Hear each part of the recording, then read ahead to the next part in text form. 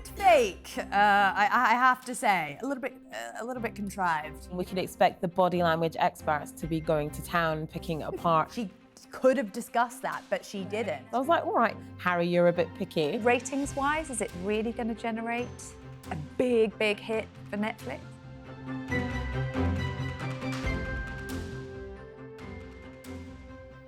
Welcome to a very special episode of Royal Exclusive, where we'll be looking at Meghan's Netflix special, With Love, Meghan, a holiday celebration, as we dissect her references and discuss what we find out about the Duchess during her Christmas special. I'm Sarah Hewson, and today I'm joined by royal reporter Afua Hagan and news commentator Samara Gill. Hello, ladies. Hi. So, Meghan has released this morning her holiday special. Has it got you feeling festive? Samara, shall I start with you?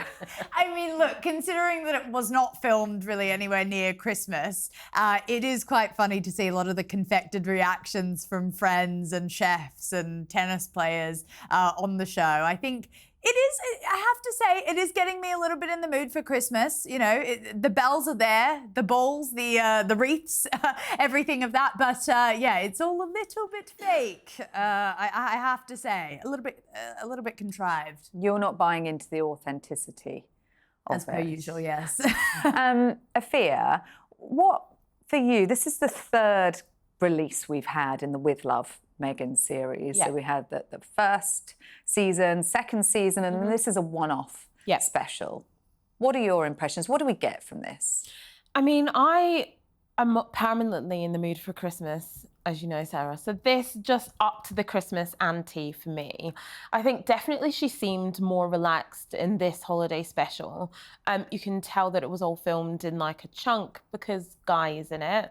Guy is her beagle, and so yeah, this was filmed, we think, it looks like it was filmed at the same time as the other two seasons. Yeah, so in 2024.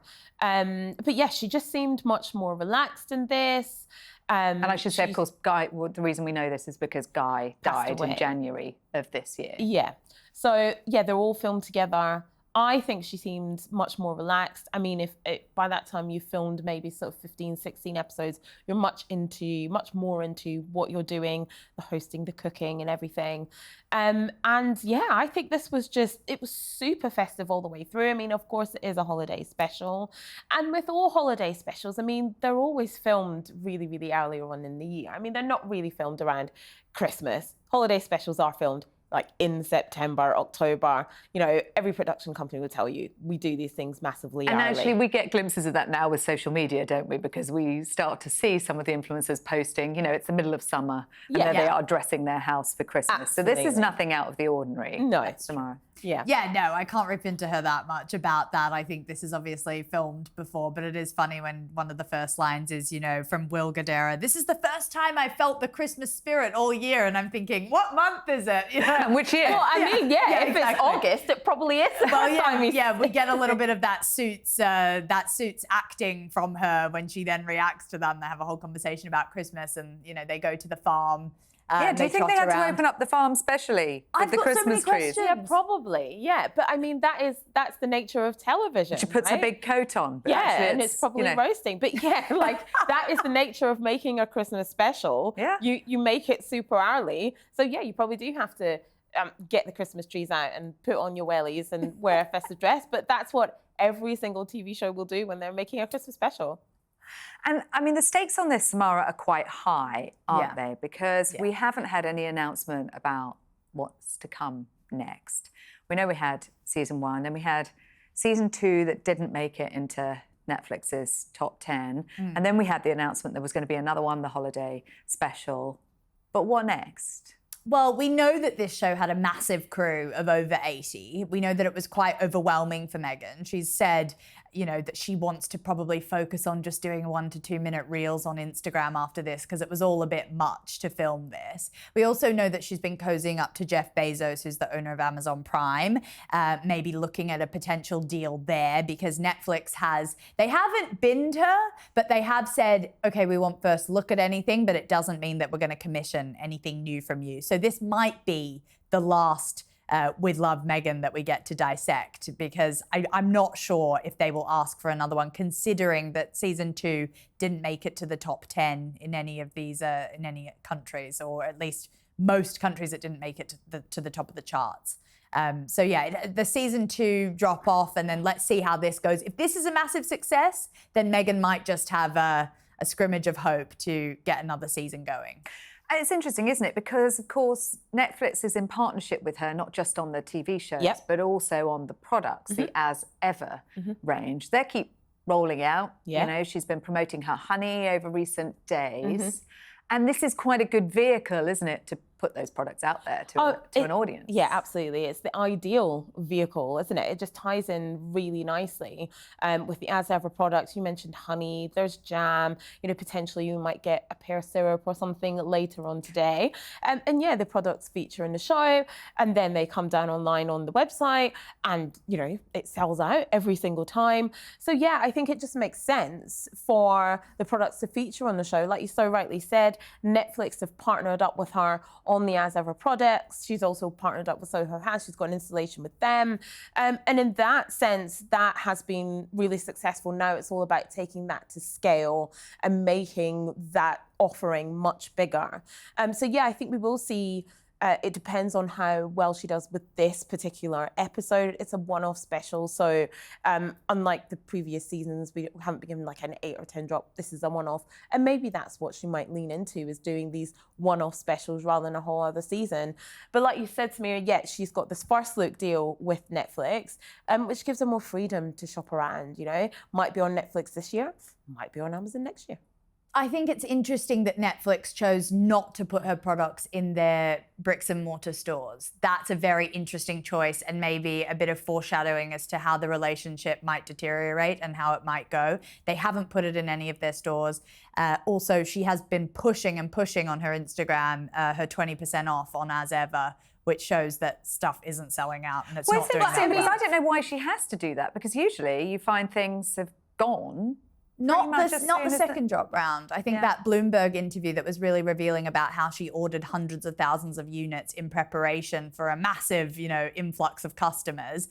That didn't happen. The sellout didn't happen after that. So maybe she scaled up too quickly. I don't know. But the scaling up was something that she wanted to do. And she was criticised for not having enough. Exactly, and that's why everything was selling out. I mean, yes, it was popular, but yes, it was limited in its stock. So yeah, scaling up was something she wanted to do, something she has done. I think you're talking about pushing the 20% off. I mean, we've literally just had Black Friday and Cyber Monday. Yeah. Every single business that is in retail has been doing deals 20%, 10%, 25% on, you know, cyber every other day. You know, it's just, I think it's just called sales, no? Let's talk a little bit about what a lot of people are watching this for. And it isn't the cooking and the craft. It's actually for the little snippets we get, the revelations we get about Meghan and Harry's life, about the children, about what life was like in the royal family.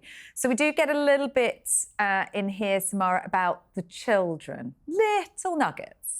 Yes, we get tiny little bits, but they're not in it at all, which I do find very strange for a Christmas special that's all centered around family. I mean, to be honest, she's done sort of a Soviet-era erasure of both Harry and her family. She sort of airbrushed them out. They're just not featured at all. And I've always said this, and I do really think that she should have taken this opportunity to actually talk about what it's like to be estranged from your family, how hard it can be at Christmas. There are so many families that are estranged from each other. She could have discussed that, but she didn't. I mean, that's going to open up a huge can of worms, isn't it? And a lot of reaction from estranged members of the family. You make a really good point, Sarah, but also just a comment. I mean, I do think it's very hard to take her seriously when she's not addressing that elephant in the room. About that. But yeah, I mean, we get little snippets of the kids, as we always do.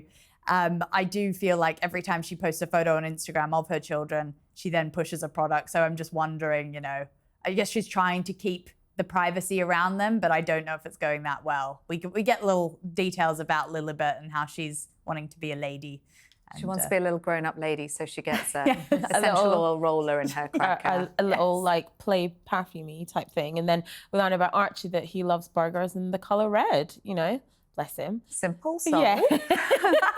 Yeah? So, yeah. Cute. Yeah, we get those little cute snippets of the kids. And the crackers, actually, while we're talking about it, that's where we learn a little bit about UK traditions. Yeah. She's teaching her guest, Will Gadara, how to make crackers.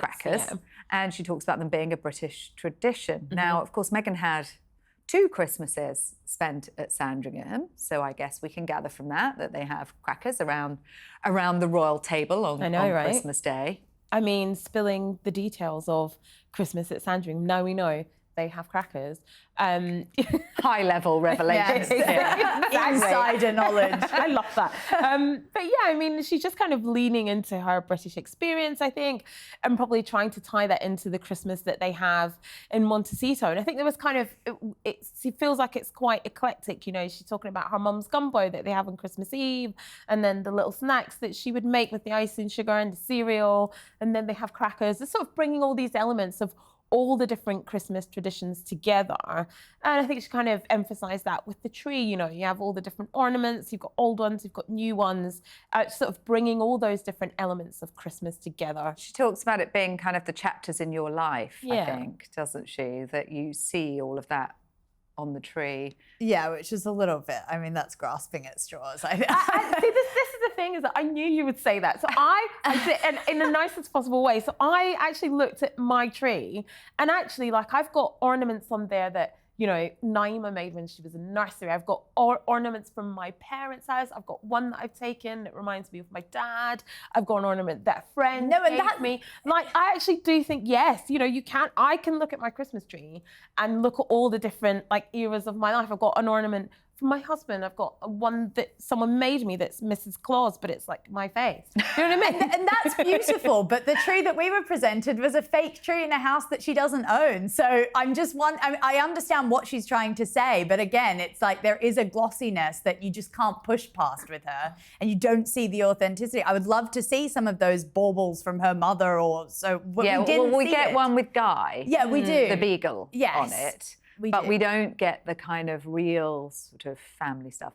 And as you say, Samara, this isn't their home. They're filming in the set that they've used for the previous 2 series. And she's talked about the fact she doesn't want the crew in her home with the kids around. Yeah. And it's quite normal that people don't actually film in their house. I mean, we're not at home right now. We're not at home right now, in case you wondered. But Harry makes more of a significant appearance in this than we've seen in the past. I mean, he had a fleeting appearance at the very end of season 1. Didn't see him in season 2. And this one, actually, he is part of a whole scene. Yeah, he is. I think it was lovely. I mean, he's charismatic. He really, when he walks onto the set, you can see that he knows exactly how to work the camera, you know, what jokes to say when. Her demeanor changes completely. It did seem, you know, I thought that was hilarious when she got the pepper in her eye and said that she was winking at him. That was a funny moment. But you can see they do have chemistry still. I just wish that they would let him out of wherever he's been locked up for and actually let him be on for more. I mean, maybe he doesn't want to be. It's probably obviously not his jam, literally, to be on. But yeah, and it's her thing. Yeah, it is. Yeah. And it's allowing her to have her projects while he focuses more on his and a lot more around the philanthropy now. Yeah. But, you know, he is a kind of a shining light in this, isn't he? He's a bit of a star because the charisma, but also the chemistry between them. And that's interesting, isn't it, Afua? Yeah. Because, you know, there's a huge amount of analysis and speculation and everything else about their relationship. I mean, we could expect the body language experts to be going to town, picking it apart, you know, second by second, frame by frame, what it all means. I mean, the chemistry between them is still undeniable. You're absolutely right. He does have charisma. He's great on camera. I think it was really nice to bring him in that scene, you know, with this salad that has all the things that he hates. I mean, he was kind of like, beetroot, fennel, pickled vegetables, fennel, black olives. He's like, there's not a lot of things that I don't eat. It's all those things And with the gumbo, he was like, you know, she was like, my mum will do you one without the fish, and then we put the fish in afterwards. I was like, all right, Harry, you're a bit picky. But yeah, I think it was great to see more of him and her together. Like I said, there's so much scrutiny on their relationship. The body language experts are going to be going to town on this. But yeah, I mean, the chemistry between them, I definitely would have liked to see more of him. And I'm glad we got, you know, a real scene with them and them interacting in this. Yeah, and what did those interactions tell us, Samara, about them? Because there's quite a lot of banter between them.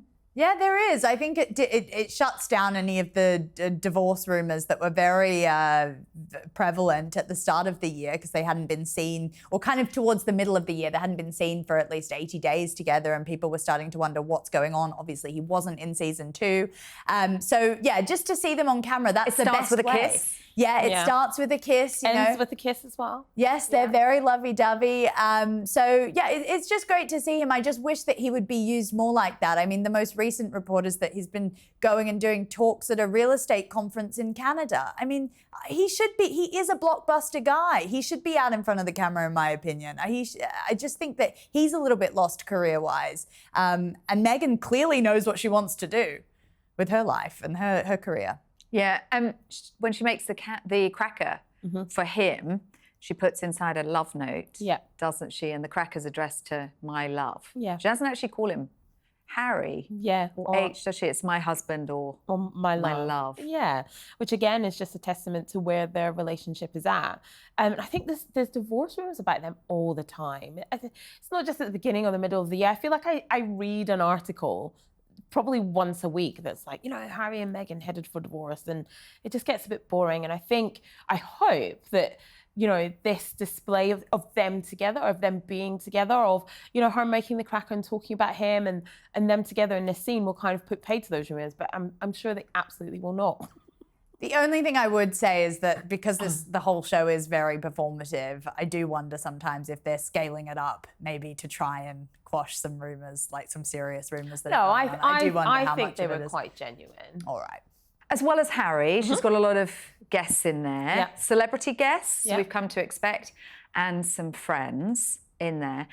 What I found interesting at Samara in this is that the 2 friends she's picked are actually proper, genuine friends. Yeah. Kelly's Iphone, who lost her son in 2022 to COVID and viral meningitis, and has talked a huge amount about how much support Meghan has given to her. Yeah. And we know that Harry and Meghan have really supported their charity foundation.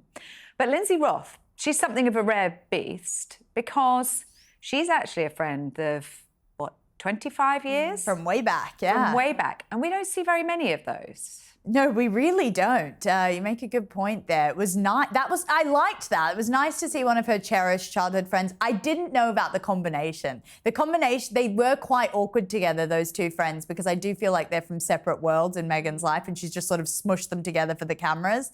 But and dressed them up in pajamas. They're wearing Christmas pajamas. Yes, which I mean, for adult women to be doing that, I'm in awe. You know, I can only dream of doing such a thing with my friends. But it was quite interesting, the wreath-making competition, I want to call it, because it did get so competitive, even though Meghan said she didn't want it to be a competition, did bring out some, let's just say, even though it's highly edited, they couldn't take the smizes and the glares off some of the friends when it came to looking at the wreaths that they made. I think they were getting hyper-competitive about it. So it was funny. It's interesting to see Meghan interact with her friends like that.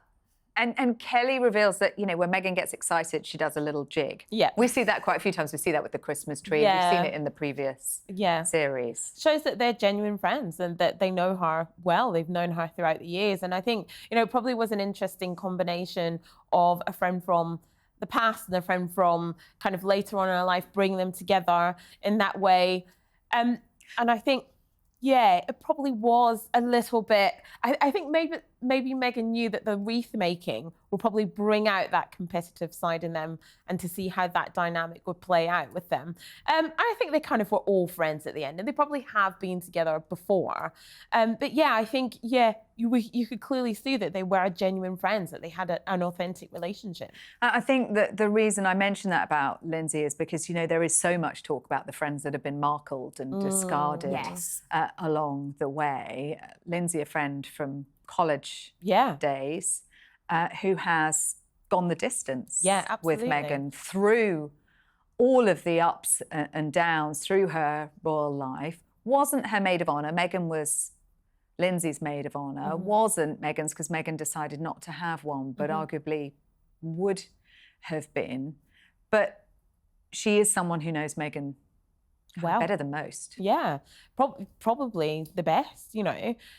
Like you said, she's been with her for years, you know, pre-being on TV, pre-marrying into the royal family, all of that, and is still around now. So I think that shows how genuine their friendship is. And then we get the celebs coming in. So we have the US tennis player Naomi Osaka and the chef Tom Colicchio. Let's start with Naomi Osaka, because those interactions are probably when things get a little bit more awkward, I would say, Samara.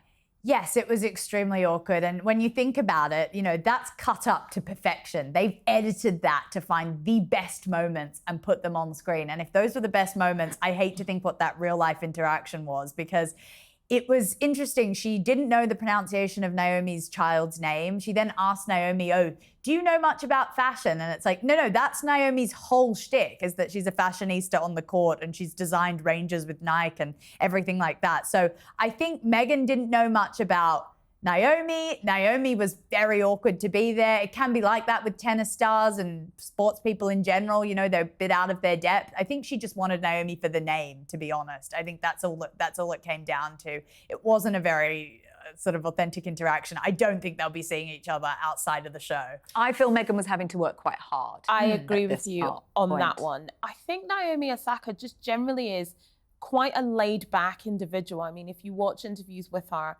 that's kind of her energy. She can be quite reserved in that way. And I do want to give her a bit of grace, because she has had a hard time quite recently after giving birth to her daughter and returning back to tennis.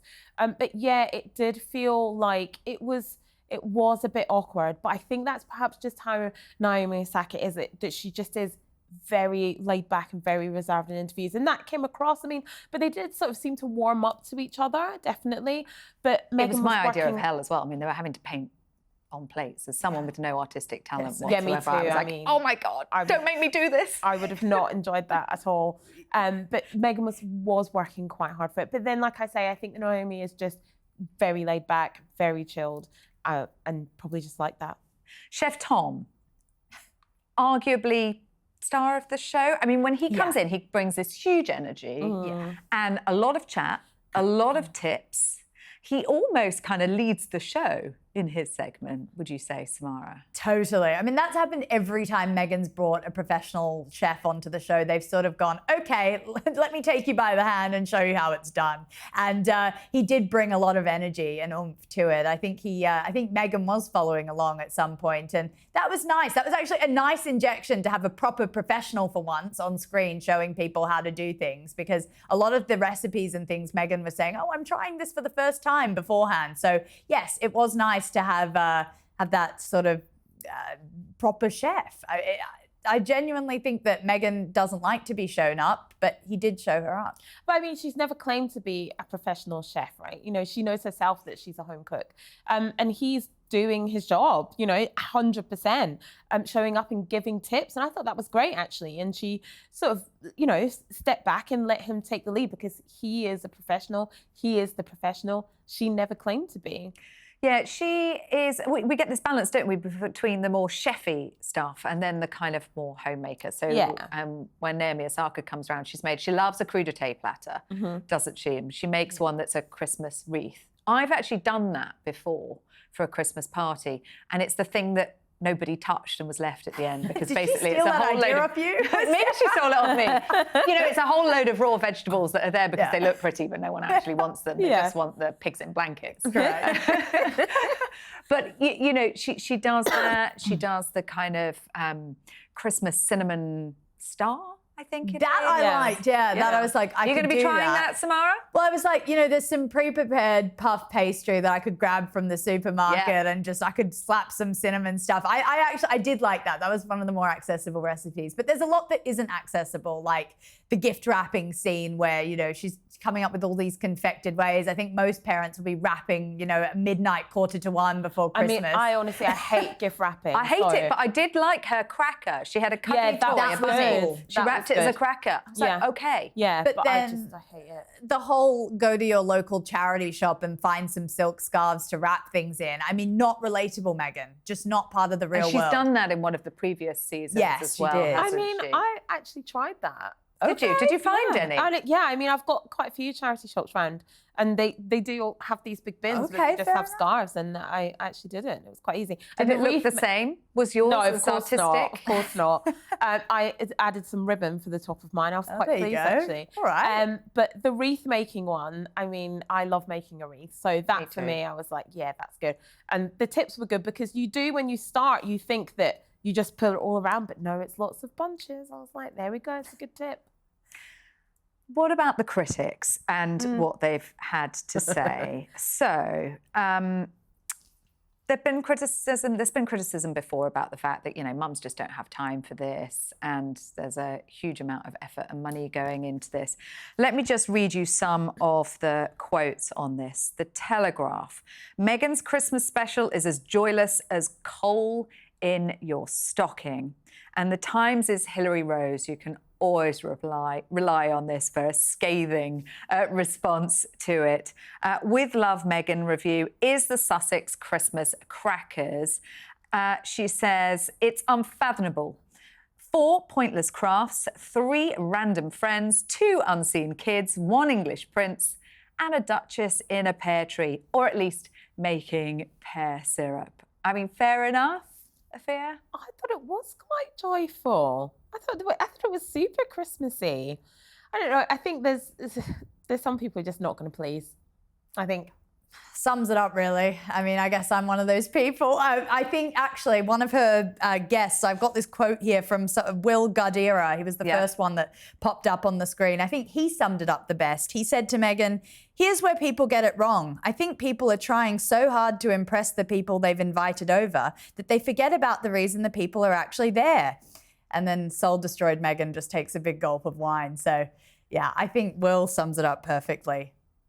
She Too picks hard. it up, and she says it's about the memories that you take away from a dinner party, not the food. Yeah. Yes. I guess that is her whole concept. I mean, otherwise, you know, why are you making your own bath salts for people when they come to stay, etc.? But you've got to have a heck of a lot of time on your hand if you're doing that, rather than just literally shoving everything in the cupboard before your guests arrive, which is what most of us are doing, frankly, isn't it? Timing of this. So it's come out today. It is the same time as the German state visit here in the UK. So we're going to see members of the royal family out in force. It's also the same week as the Princess of Wales's Together Christmas concert. We always talk about kind of conflicts of interest and whether things are deliberately timed. I mean, is this coincidental? Is there room for everybody? Or is it trying to get in there? I mean, I do think she's kind of damned if she does, damned if she doesn't. I know that's a very sensible argument from me, but yeah, I mean, I think... I don't know what to say. I know. But you've taken the words out of my mouth. I mean, what am I here for? She got the royal family. Now that also Kate is back in the game, I do think the thing is, I don't think whatever she does will overshadow anything the royal family does, because they are the main thing. She is a second act. It's not, they are not in the same category. I actually just don't look at what she's doing and what the royal family is doing. She does her thing, they do theirs. Yes. I mean, like And they triumph. Like you so rightly said, there's room for everyone. And this is the thing, is that someone's always going to be doing something, right? There's always something happening somewhere in the world. So she might as well just get on with it, and they might as well just get on with it as well. And there's room for everyone. I want to go back to one of the points we were talking about at the beginning in terms of kind of ratings and where this goes, and a lot hanging on this. From what we've got from this, is this going to be the big blockbuster thing, or is it just, you know, it's nice, it's festive, it's not going to harm anyone, but ratings-wise, is it really going to generate a big hit for Netflix? I think it sort of remains to be seen, doesn't it, how this plays out over the next few days. I mean, with Love, the first 2 seasons, especially the first season, was popular. I think there's been a lot said about, there's been quite a lot of build up to this holiday special. I think it remains to be seen. I mean, either way, it is nice. It's supposed to be joyful. It's not offensive. You know, it's a nice way if this first 2 seasons, or if we're only getting first 2 seasons, then this is a nice way to wrap it up. But I think, you know, it's inoffensive, it's joyful, it's giving you some tips and tricks. I think it remains to be seen how it plays out. And I mean, Meghan's slightly guarded at some points in it. You can see Samara, but it's perhaps no wonder, is it? Because everything that she puts out there, people are going to pick apart. You know, the Thanksgiving turkey video that she put out that then had, you know, people complaining about her food hygiene and everything else, and a big backlash to something which she said was just, you know, to put out there for a bit of joy and, you know, festive family tradition. Is there anything in here that you think is going to be like, oh no? I think it was glossy. I think they've learned a lot of lessons from the past couple of seasons, but she opens herself up to scrutiny. You know, she's posting every single day on Instagram. She's very public now. That whole shtick about privacy doesn't seem to be a thing anymore. She broadcasts her whole life to us out on her own channel, so we should be able to critique and criticize her. She's obviously turned her comments off on all her posts, so she's even said that it's quite impossible to build a community when you have to do that. I mean, I would if I was her though as well, wouldn't you? Because you know what you're going to get. Yeah. Yes, but she brings that on herself. You know, I really do think by doing what? By just existing? She's made a lot of missteps along the way, and I think that Netflix won't want to renew this. I think this is the last we're going to see of her on Netflix, at least, and maybe she'll try and option off another Christmas special, but I think this whole thing has just been a bit of a letdown. I was expecting a lot more from Meghan for this cooking series, and she just hasn't delivered. Afua, has it delivered for you? I think it has, yeah. I think, you know, if you like Meghan and you have previously liked her and you like a cooking show, then yes, this is for you. I think if you are coming at it with a negative opinion, then you're just not going to like it. You're just not going to take to it. So yeah, I think if you enjoy content that just is there to make you happy, you don't have to think too much, and you sort of have it on the background whilst you're, you know, pottering away, then this is for you. Yeah. In the background, yeah. I guess it's comfortable. Yeah, it's comfort viewing. It's inoffensive. It's just, you know, a woman living her life and doing things that she loves and she's passionate about, and trying to bring joy. Very glossy kind of way. Yeah. Well, it's out now on Netflix, so let us know in the comments what you think of it. That is all from us for this special instalment of Royal Exclusive. Remember to subscribe to us here on The Sun's Royal Exclusive YouTube channel for all of the latest royal content. Thanks for watching. Merry Christmas.